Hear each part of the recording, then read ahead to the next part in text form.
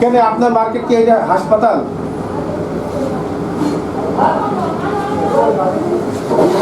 মানুষ একেবারে যাতা মনে করেন নাকি আপনারা? ওইভাবে আপনি ভিডিও করতে পারবেন, আপনি অনুমতি নিয়ে আসেন, নিতে পারবেন। উনি হচ্ছে আমাদের বস, ওনার সাথে যে কথা বলেন, ঠিক আছে? ভিডিও নিতে তো আর আপনার অনুমতি লাগে না।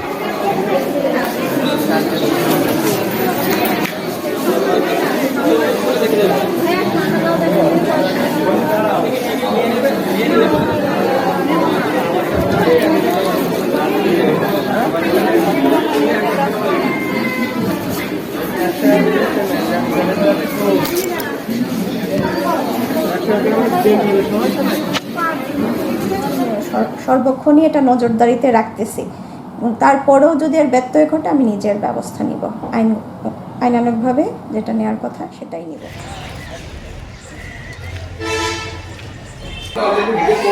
হ্যাঁ, আমার ভিডিও চালু আছে সবসময়। অনুমতি নিয়ে আসতে হবে। আপনি কার্যক্রমের ভিডিও নেন, সারা হসপিটালের কার্যক্রমের ভিডিও নেন, বাট আপনি অনুমতিটা নিয়ে আসেন, সুন্দর করে করেন একটা ভিডিও। উনি একজন যে রোগী, ওনার একটা প্রাইভেসি আছে। অবশ্যই, হ্যাঁ আছে।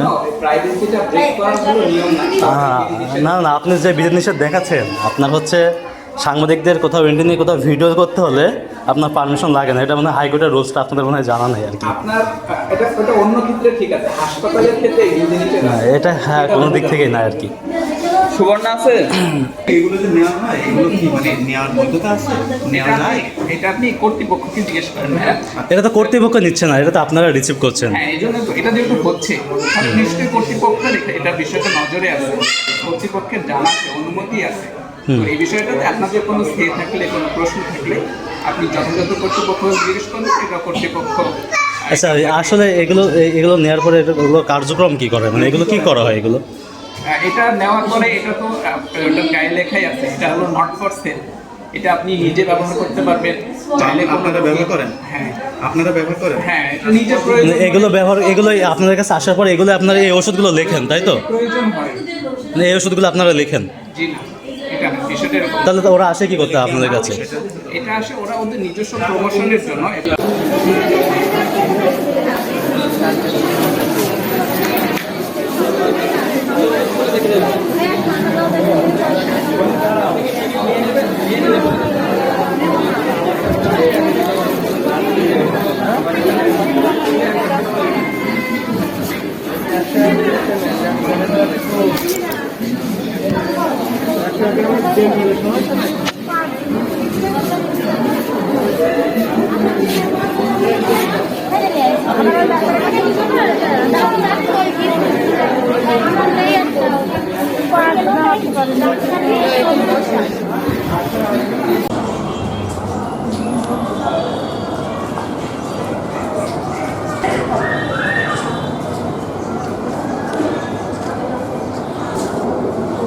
কি দেখছেন?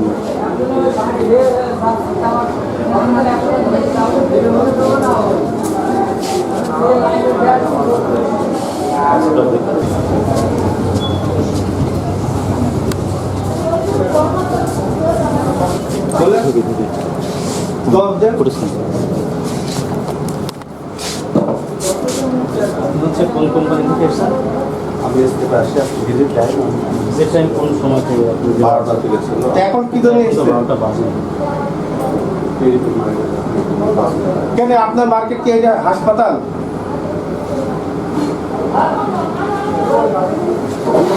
মানুষ একেবারে যাতা মনে করেন নাকি আপনারা?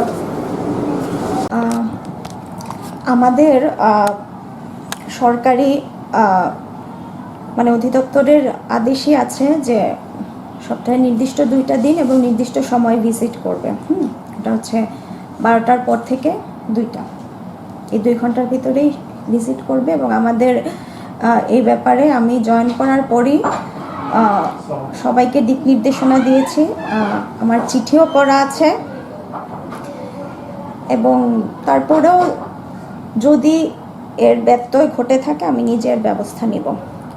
হসপিটাল, যেটা আমার আরএমও বললেন, আসলেই তাই উন্মুক্ত পরিবেশ, সবসময় বোঝাও যায় না যে আর এতগুলা কোম্পানি যে কে আসলেই ওষুধ কোম্পানির লোক কিনা বা অন্য কেউ কিনা, কিন্তু তারপরেও আমরা হচ্ছে সর্বক্ষণই এটা নজরদারিতে রাখতেছি, এবং তারপরেও যদি এর ব্যত্যয় ঘটে আমি নিজের ব্যবস্থা নিব, আইনানুগভাবে যেটা নেওয়ার কথা সেটাই নিব, এবং আমি এটা কোনোভাবেই অ্যালাউ করব না ভিজিটিং টাইমের বাইরে অতিরিক্ত সময়ে অতিরিক্ত দিনে হসপিটাল চত্বরে কারো অবস্থান। যে আমাদের সাথে যে ঘটনাটা ঘটছে এটার ব্যাপারে একটু যদি বলেন। আচ্ছা, এটা আমি শুনেছি আপনাদের কাছ থেকে। আমি কথা বলবো, ওর সাথে কথা বলে দেখব যে কী হয়েছে, এবং আমি চাইবো যে হসপিটালে একটা সুষ্ঠু কাজের পরিবেশ থাকুক, আপনারাও খবর সংগ্রহ করেন এবং ওরাও যাতে তথ্য দিয়ে সাহায্য করে, কারণ মিডিয়া হচ্ছে সমাজের দর্পণ, থার্ড আই আমরা যেটাকে বলি, ঠিক আছে? এটা তো থাকবেই, এবং